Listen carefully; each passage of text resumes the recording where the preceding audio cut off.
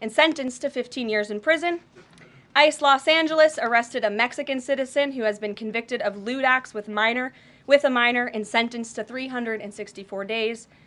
And ICE Atlanta arrested a citizen of Mexico who has been convicted of homicide by vehicle and hit and run and sentenced to 6 months confinement. And ICE New York arrested a Venezuelan national and known TDA gang member who has a prior criminal conviction for assault in the 3rd degree causing physical injury. Americans are safer every single time one of these criminals is arrested and deported from our country.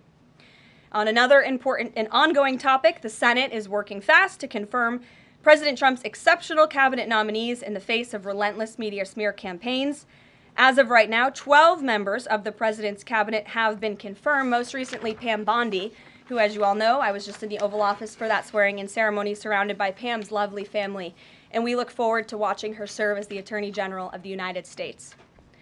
According to CNN, President Trump is getting more cabinet picks confirmed so far than the average president in the modern era. Another success story. And we believe it's critical that Republicans in the Senate majority stay tough and keep their foot on the gas to confirm all of the remaining nominees as quickly as possible so we can continue President Trump's important work here at the White House and across our entire federal government. And lastly, throughout his historic campaign, President Trump pledged to restore common sense to our country. And he is continuing to deliver on that with an executive order that he will sign later today. The president will be signing an executive order keeping men out of women's sports to defend the safety of athletes, protect competitive integrity, and uphold the promise of Title IX. This common sense action from President Trump ends the disgusting betrayal of women and girls by the previous administration, who for years catered to radical activists who wanted biological males to be treated as women in workplace showers, competitive sports, prisons, and even rape shelters. Gender ideology insanity is over. Submissions from individuals across the country interested in participating in our new media seat at a future briefing continue to flood in. We are at more than 12,000 and counting. If you're watching right now and are interested, you can continue to apply on our new media website, whitehouse.gov/newmedia. And in the seat today, we have a longtime national television broadcaster. I'm sure many of you recognized her when she came in, Sage Steele, who is now the host of an incredibly successful podcast, the Sage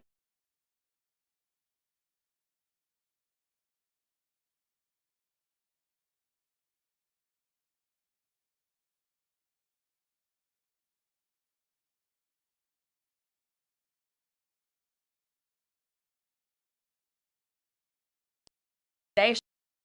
The president at the big EO signing later this afternoon. I know many of you will be there as well. So Sage, why don't you kick us off on this very exciting day for women and girls across the country. Thank you for joining us. It is exciting, and Karoline, thank you for welcoming people like me with a little bit of a different perspective, different background in this seat. It really does mean a lot. Thank you. Obviously, the House already passed the Protection of Women and Girls in Sports Act, which was a really big step for women and girls. So far, the Senate, as we know, has not brought it up to vote. We all know executive orders can be overturned, so I'm wondering how important it is to the president to get Congress to bring this, to pass legislation. So there are no instances like the past administration that really tried to destroy Title IX. It's incredibly important that Congress immediately acts on this priority. I think the president is really setting the tone, making this a very immediate priority for this administration, just as he promised to do on the campaign trail. And I'd like to get into the executive order a little bit, because it is the news of the day here at the White House, and talk about what this executive action will actually do. So the executive order that the president will be signing later this afternoon, as I said, upholds the promise of Title IX. It also will require the DOJ to abide by the nationwide previous administration's illegal Title IX rewrite that would have dissolved single-sex spaces and opportunities.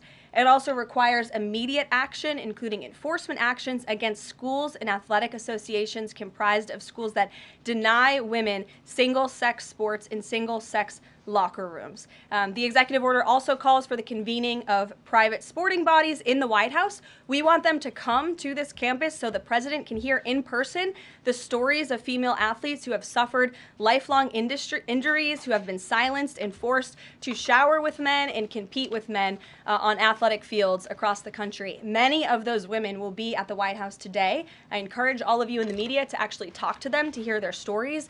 And I would also just add one more thing.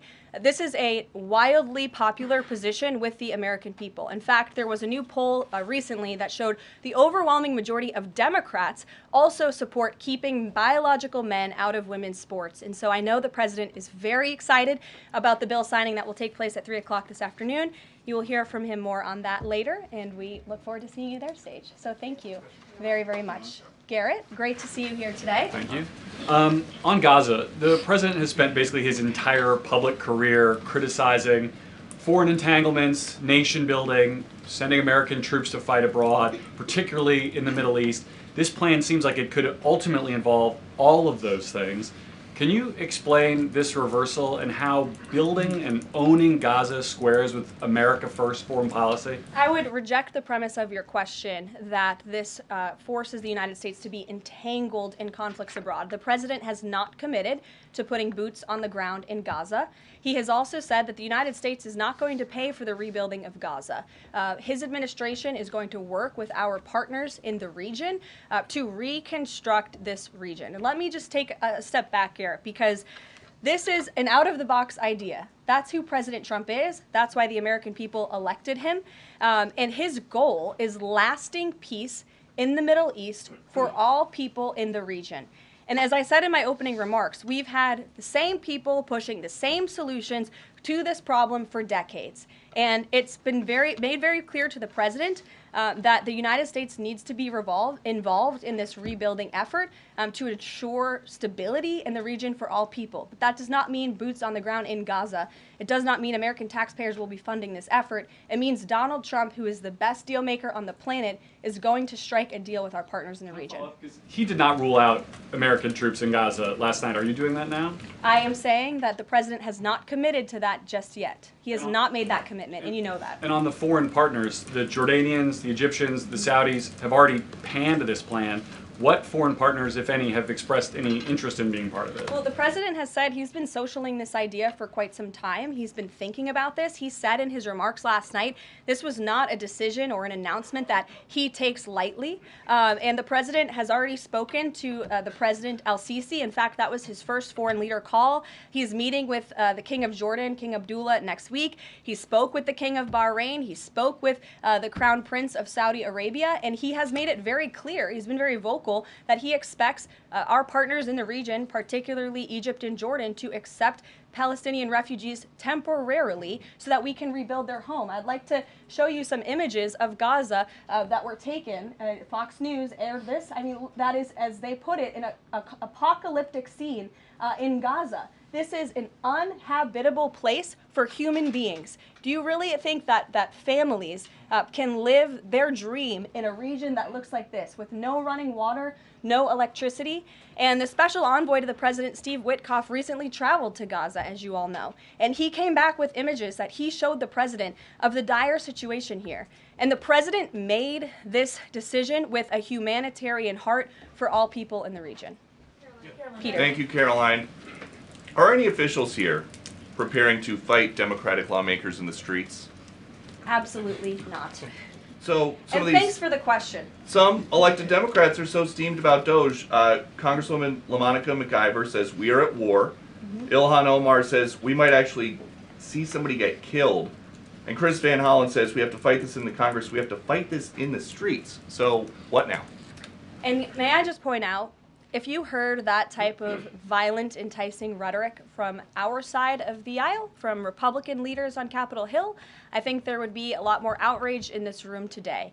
It's unacceptable, the comments that have been made by these Democrat leaders, and frankly, they don't even know what they're talking about. Because President Trump was elected with a mandate from the American people to make this government more efficient.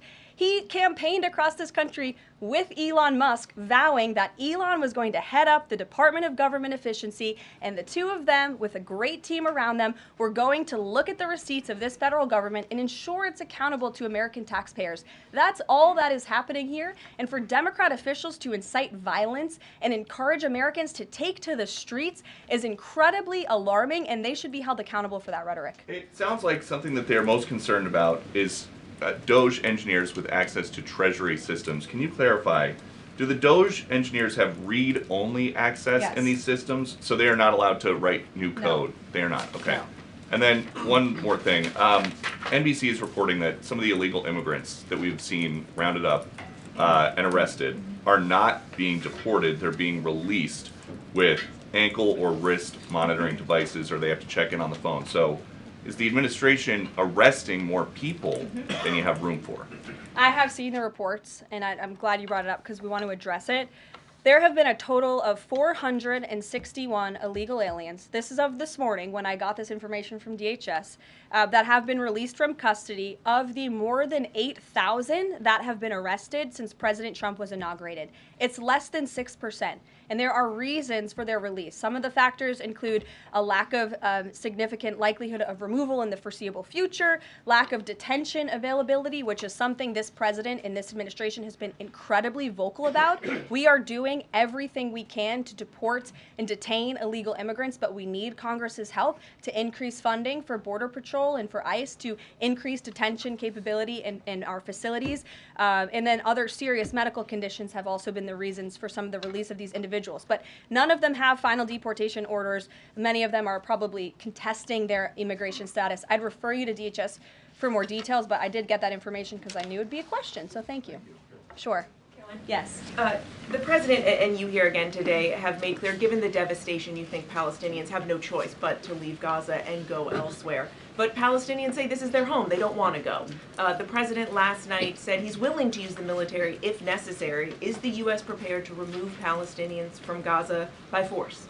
The president is prepared to rebuild Gaza for Palestinians and all people in the region, peace-loving people who want real economic development and opportunity in the region.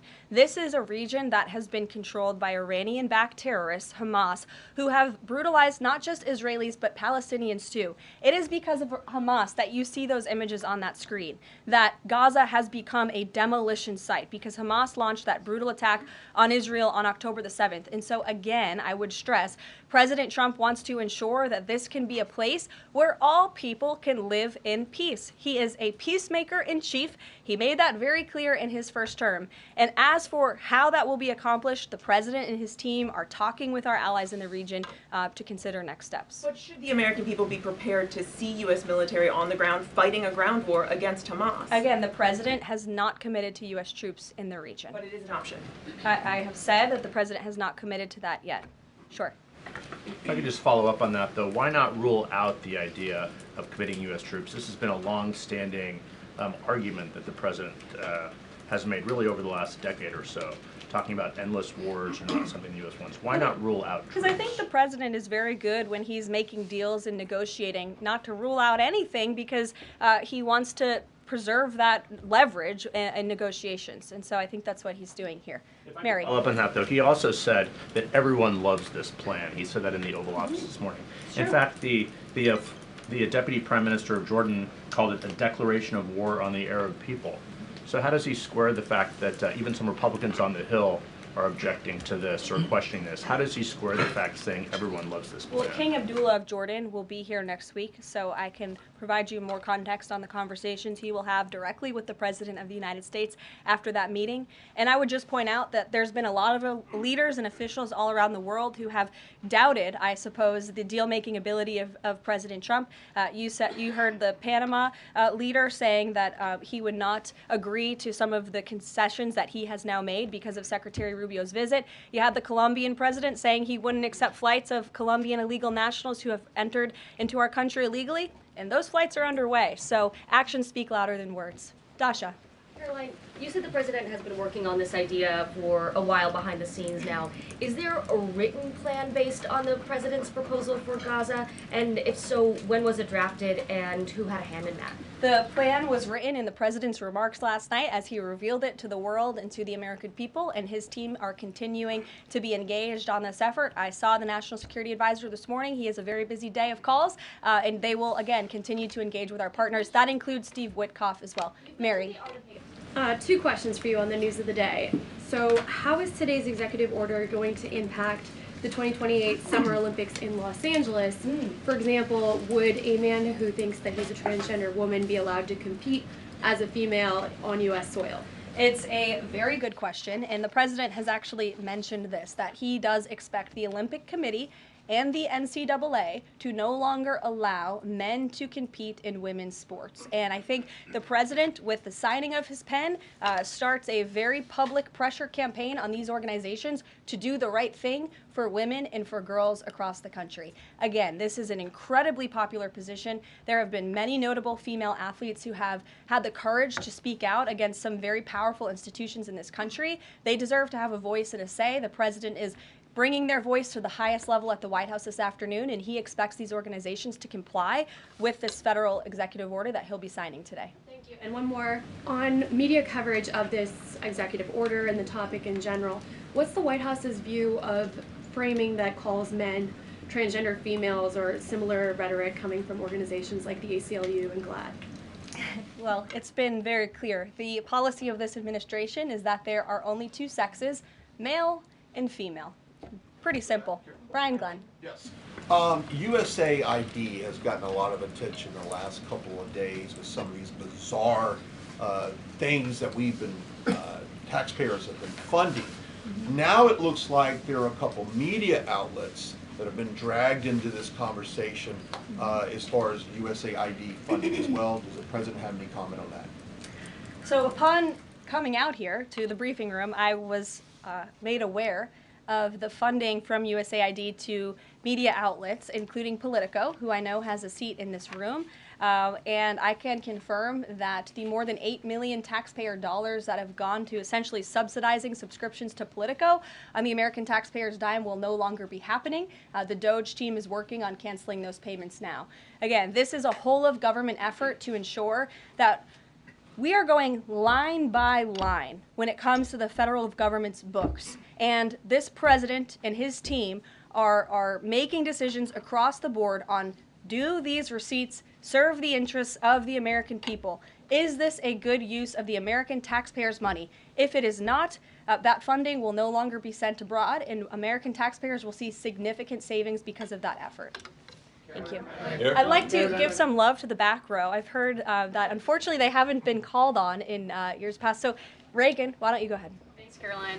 The WHC announced that comedian Amber Ruffin, who has called the president a toddler with his pants pulled down, will be the entertainment for this year's Correspondents' Dinner.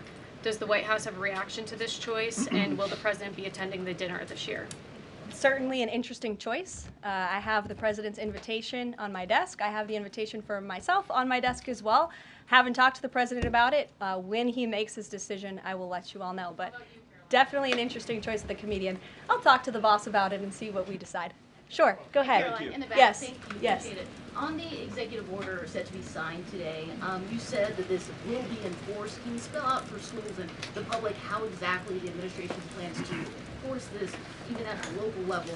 And on top of that, there are human rights groups who say that this could expose kids to discrimination. What is your response to that? I think kids have already been exposed to discrimination, especially young women and girls who have been forced to shower in locker rooms with biological men, who have been forced to compete on playing fields with biological men, which is incredibly unfair and unsafe, and again, an incredibly unpopular policy with the American people. As for the actions that this executive order takes, I already laid those out at the beginning of the briefing. I'm happy to give you a copy of this fact sheet so you can let your audiences across the country know. What's your message to schools who don't comply with this? They should, because it's going to be federal law in about an hour and a half. So your colleague to your right, to my Thanks, left. Caroline. Yes. Taylor with Spectrum News. You talked a bit about DOJ. Elon Musk is currently a, quote, special government employee. who also owns companies that have billions of dollars in federal contracts. You said earlier this week that he has abided by all applicable federal laws, but what steps is the Trump administration taking to address that conflict of interest? The president was already asked and answered this question this week, and he said if Elon Musk comes across a conflict of interest with the contracts and the funding that Doge is overseeing, then Elon will excuse himself from those contracts. And he has, again, abided by all applicable laws. In the back left, go ahead. Trade advisor Peter Navarro, when asked about the External Revenue Service today, said, quote, we're going to collect a lot of tariff revenues and we're going to get tax cuts out of it. Is it the official position of the White House that tariffs will lower taxes for Americans? The president has always been clear that he believes tariffs are a tax on foreign nations, and he's committed to cutting taxes for the American people here at home. He also believes tariffs are a great revenue raiser for this country, and that's exactly why he has committed to the creation of the External Revenue Service, which I think is a phenomenal idea. We'll just go down the whole row. Go ahead. Tom Bateman with the BBC. Can you confirm that under the President's plans for Gaza, any and all Palestinians who want to stay in Gaza on their land will be allowed to do so? I can confirm that the president is committed to rebuilding Gaza and to temporarily relocating those who are there because, as I've showed you repeatedly, it is a demolition site. There is no running water. There is no electricity. The president wants these individuals to live in peace. He is committed to doing that with this very bold new plan, and we will continue to keep you apprised of updates as we receive them. Ed Lawrence, that's not go an ahead. answer. Yeah, thank you. Yes, go ahead, Ed. I appreciate it. Thank you. So now that the President Trump's policies are starting to take shape, how long will it take to cycle through and get some of the actual prices that Americans are paying to come down? Prices at the store and at the grocery pump? Across the board, sure. Well, the president is doing everything he can, obviously, to reduce the cost of living crisis in this country as quickly as possible. That's why he signed a litany of executive orders across the board. In the first couple of weeks here, he declared a national energy emergency.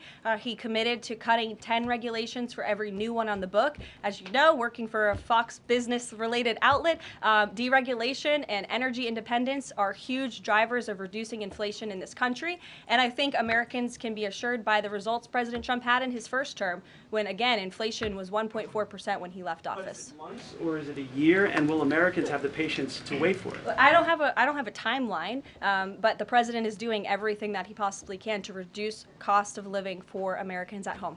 Phil Wegman.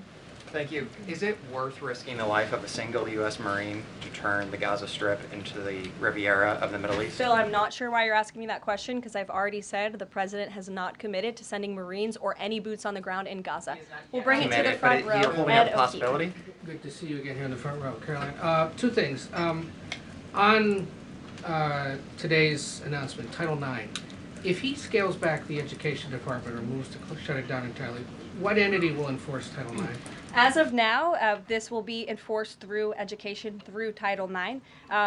If the abolishment of the Department of Education continues, which, as the president said yesterday, it's something his team is looking at and considering. It's something he talked a lot about on the campaign trail. Then, of course, we will look at additional maneuvers to ensure that these very important policies can be implemented. Okay, so the education abolishment thing's still on the table. Title IX. The president talked about it yesterday in the Oval Office, and he has good reason to talk about it. I mean, look, our education system is failing students in this country. The Nation's Report Card, I brought it up in my remarks last week, it shows that fourth graders are not reading at the level they should. I believe it was 40% of them are proficient in reading. As the mother of a child, I want an education system that helps my child read and write, teaches him math, nothing else in the classroom. And the president is wholeheartedly committed to we can make academia great again in this country. One other quick Deanna. one, Caroline. Oh, thanks, Caroline. Does the president, is he looking at offering anything to these Arab countries that take in Palestinians? Is he willing to give them anything in return? And secondly, when the president announced his taking over Gaza policy yesterday, was Netanyahu aware of this, and what was his reaction when Trump presented that idea to him? I won't get ahead of the president's discussions or negotiations on your first question. about what would be offered. I think the president's made it clear that he expects these nations in the region to step up and to accept Palestinian refugees who will be temporarily relocated for the rebuilding of Gaza. As for whether Prime Minister Netanyahu was aware before the president's remarks, he was indeed. I wasn't present for that reaction. But again, this is something the president has been socializing and thinking about for quite some time. Nick, good to see you. Oh, Jordan. Jordan, sorry. Thank you, Caroline. So Secretary Hegseth announced yesterday that Army recruiting levels have reached 12-year highs in December, 15-year highs in January. What is making young people want to serve the military under the Trump administration, and how does that contrast to Biden's failure consistently to meet recruiting average? Yeah. Or, does DEI President Trump's anti-DEI agenda play a role in this? Well, first of all, the recruitment level for all branches of our military are at crisis levels, and it serves as a national security risk that our military branches are not fully staffed to where they need to be.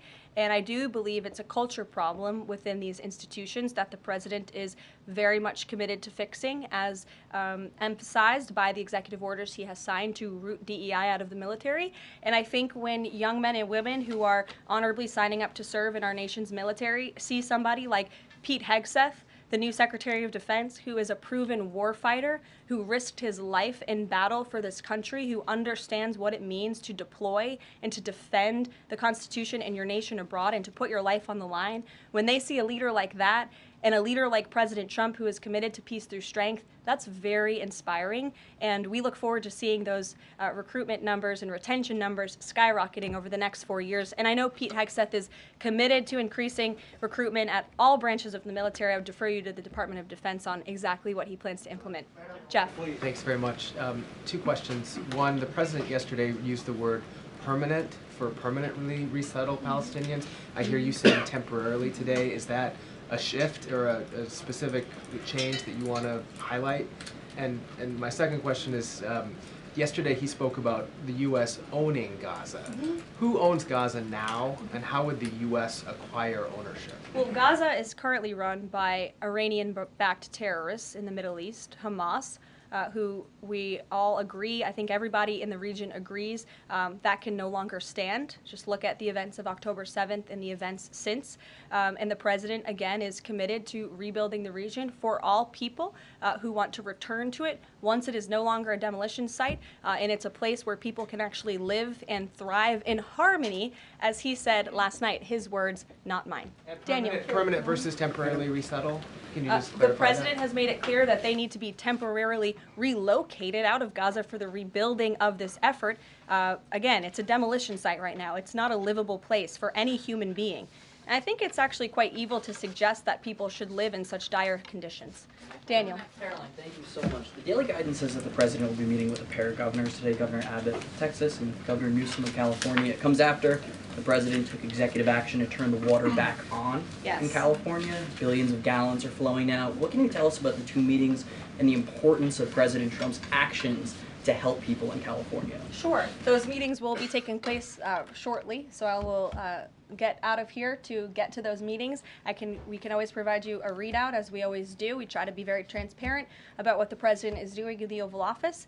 Perhaps he'll even call you in to join him. We never know around here, as you all know. But Governor Abbott is obviously a great friend and an ally to the president. He has been on the front lines of the border crisis in this country. And as for Governor Gavin Newsom, well, the president is willing to work with anybody from blue states or red states to do what's best for the American people. And he really enjoyed, the president really enjoyed his trip to Pacific Palisades last week. He felt very inspired by the frustration of the residents there, and he has been wholeheartedly committed to ensuring that the water is flowing in California to prevent these wildfires, and also that people have access to their properties. And he has continued to apply tremendous pressure to Gavin Newsom and also the Los Angeles mayor to allow private residents and property owners to access their property. He believes that's their right to do so, and they should be able to do it. And one more thing before I wrap up, because I do want to get to these meetings, and I will see you all at the EO signing later this afternoon. I would just say that you brought to mind California and North Carolina, who continue to be on our hearts, and the president and this administration are committed to ensuring that these individuals get the funding that they need. And I would just say a strong message to Democrats who are out there pretending to be outraged about the long list of crap that this administration is cutting, federal waste and funding, like $2 million for sex changes in Guatemala, $6 million to fund tourism in Egypt, $20 million on a new Sesame Street show in Iraq, $4.5 million to combat disinformation in Kazakhstan. I could go on, and I'm happy to provide this list to every single one of you. Democrats are outraged that the American people want to be, they want their taxpayers going to good uses, not stuff like this. But then they're very quiet about the fact that there are still North Carolinians and people in California who have lost everything, and in the last 4 years, this federal government did nothing to help them.